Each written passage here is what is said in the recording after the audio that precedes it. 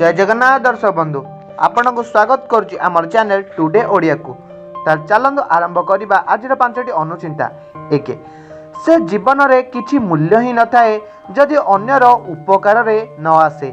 से रूपर किसी मूल्य ही न थाए जदि गुण न थाए। से विद्यार किसी मूल्य न थाए जदि विनम्रता न थाए। से अस्त्रर किसी भी मूल्य न थाए जदि साहस न थाए।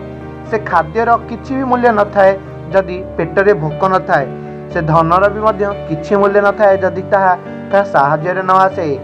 2, मनीष जीवन में राग अभिमान किंबा परर प्ररोचना ने पड़ी निजर बहुत दिनर संपर्क को भांगी दे थाए। ताकू से संपर्क अनावश्यक लगे किंतु से जानी पारेनी से लोक थिबो आउ आपण भी थिबे किंतु अमूल्य संपर्क आउ केबे भी नथिबो।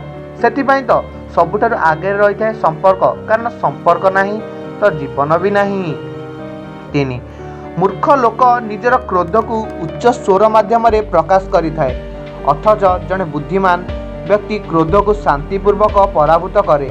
आसतु आज आमे ना विज्ञतार परिचय दे समस्यार समाधान निमंते क्रोध को नियंत्रण रखी शांत भाव समाधान पंथा खोजी नेबा।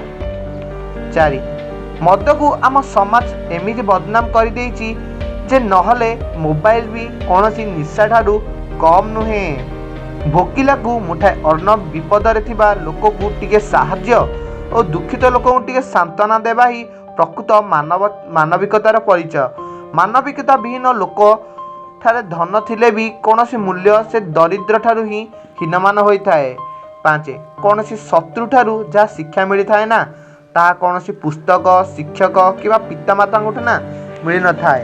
यदि वीडियोटी भल लगे वीडियो को लाइक करेंगे, कमेंट करेंगे, शेयर करेंगे। जय जगन्नाथ।